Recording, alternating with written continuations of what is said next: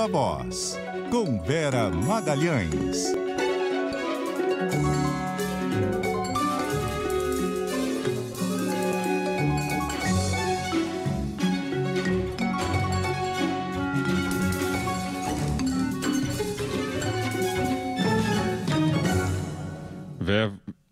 Viva a Voz, Vera Magalhães. Hoje me atrapalhei. Boa noite. Oi, Bocardi. Boa noite. Boa noite, Carol. Boa noite a todo mundo que nos ouve e nos assiste. Oi, Vera. Fiquei na dúvida que falava primeiro, se falava Vera ou Viva. Um dos dois. Viva Vera, então, pronto. Olha só, falar da reforma ministerial, o ministro Padilha disse que a reforma está indefinida, mas acabou confirmando aí 2 nomes. Que pé que está isso? Pois é engraçado isso, né? A gente falou um pouquinho sobre isso ao longo da semana, que eles são ministros já praticamente designados, tratados como ministro, tratados na base como ministros, mas ninguém sabe de que pasta. O que torna a coisa, no mínimo, esdrúxula, né? Porque uma coisa é você ter aptidão para ser ministro de Portos e Aeroportos, que é uma das pastas, por exemplo, que estão aí sendo especuladas como indo para os republicanos e, portanto, para o deputado Silvio Costa Filho. Outra coisa é você ser ministro do esporte. São aptidões, expertises necessárias absolutamente diferentes. Mas o que a gente percebe desse leque tão amplo de possibilidades para contemplar esses deputados é que o que se quer é fazer política com esses cargos e não políticas públicas com essas pastas, né?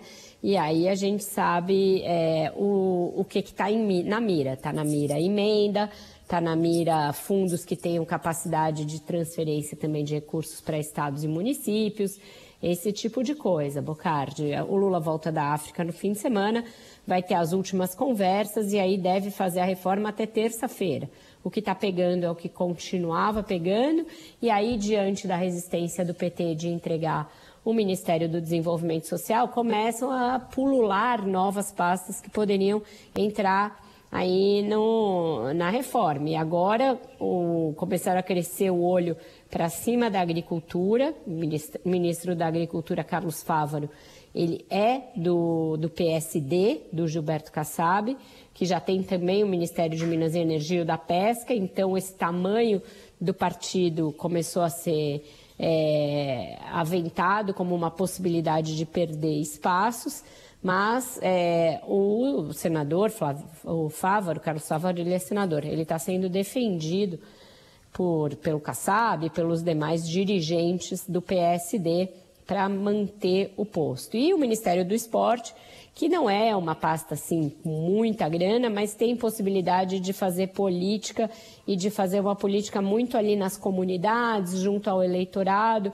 Então também estaria nos planos do Republicanos pela possibilidade de aproximação da Igreja Universal, que é um dos principais motores do partido, e os jovens aí, principalmente nas periferias. Então, esse é o desenho atual. Lula voltando deverá ultimar essas conversas para fazer essa reforma de uma vez por todas, mas o fato é que ela vai deixar descontentes. Vai deixar descontentes no PSB, no PT e talvez no PCdoB, que também seja desalojado caso a pasta de Ciência e Tecnologia entre para contemplar alguém que perca o Ministério, como é o caso da probabilidade de acontecer com o Márcio França, que pode ter de deixar Portos e Aeroportos e aí ser realocado ou para uma pasta que viria a ser criada, a de pequenas e microempresas, ou a própria pasta de Ciência e Tecnologia, que já foi do PSB em muitos mandatos anteriores do PT. Ô Vera, mudando de assunto, a gente ontem já passou um pouco por aí, né, os votos do ministro Cristiano Zanin do Supremo Tribunal Federal, mas a polêmica vem crescendo aí desde ontem, as posições do Zanin causando controvérsia entre os progressistas, o que aumenta a pressão pela segunda indicação que o Lula vai ter para ocupar outra vaga no Supremo Tribunal Federal. Os nomes mais cotados agradam ao grupo de apoiadores mais à esquerda? Olha, Carol, eu vi uma campanha hoje o dia inteiro para resgatar o advogado-geral da União, Jorge Messias, dessa polêmica. Por quê? Ele é evangélico, né? E ele vinha fazendo a campanha dele de viabilização para o Supremo muito por aí, com aproximação com igrejas evangélicas, como a Assembleia de Deus, e realçando essa sua qualidade para ter ali indicações por parte dessas igrejas e se viabilizar também com esse público mais conservador. Mas os votos do Cristiano Zanin, e aí não foram só no caso da transfobia, e no caso das drogas, a esquerda está elencando já 5 votos dele que demonstrariam um perfil conservador. Fizeram o Messias reimbicar a sua narrativa de campanha. E agora ele está se apresentando não mais como alguém evangélico, mas como alguém muito petista.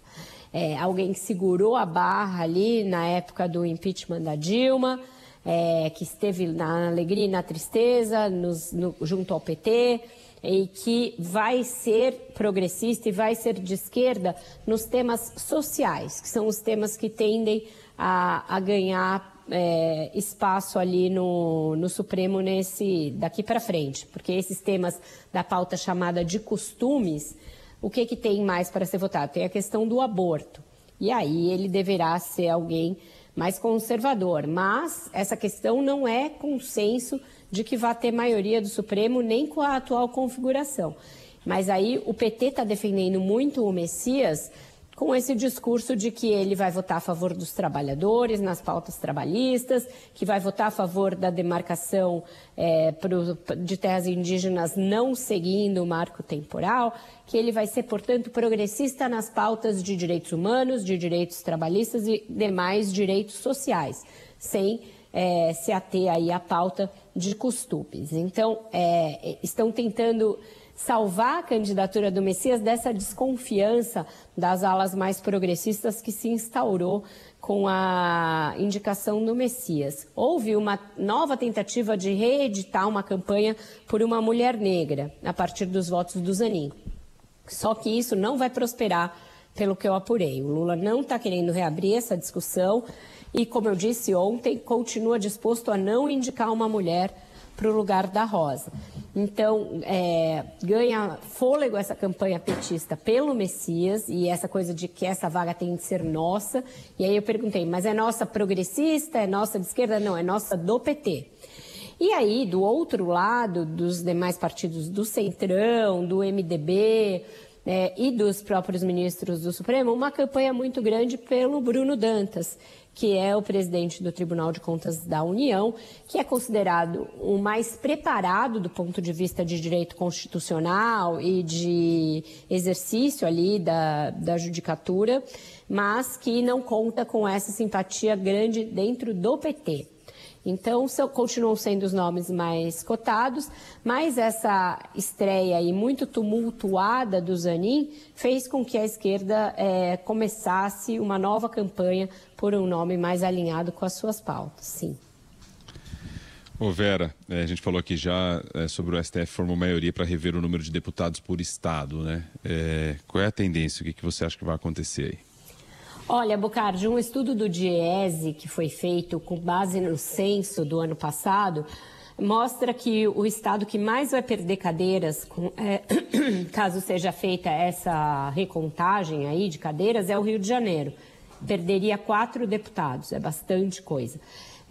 Atrás dele viriam Rio Grande do Sul e também a Bahia, que perderiam 2 cada um.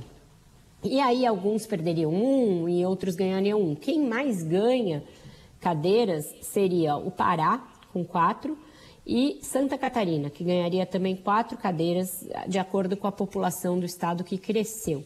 Outros estados ganhariam 1 aqui, 1 ali, e Minas Gerais, que já é grande, já é a segunda bancada, ganharia mais 2 deputados.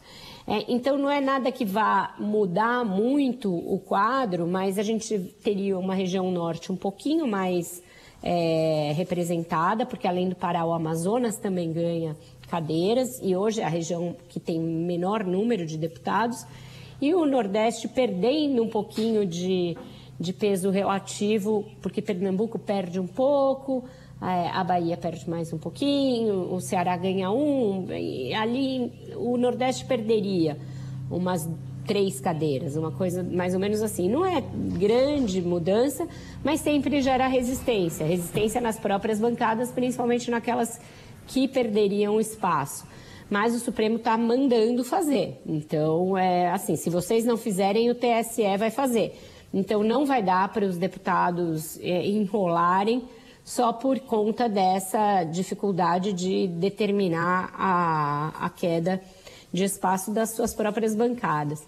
Como os que perdem são só 7, acredito que não vão ter peso para fazer uma grande resistência. E a maior bancada continua sendo a de São Paulo, continua com 70, então não mexe. E aí, com isso, eu acho que deverá ser feito até junho de 2025, que é como determinou o Supremo Tribunal Federal. A gente não tem uma mudança dessa de configuração de espaços ali na Câmara desde 1994, portanto, desde o governo Fernando Henrique. Então, é algo, sim, importante. A gente sabe como é a disputa por cada uma dessas cadeiras, é algo intrincado, bastante renhido. Então, vai ter um certo choro de quem perde, mas o Supremo está dizendo isso. Se vocês não legislarem, a gente vai legislar via Tribunal Superior Eleitoral.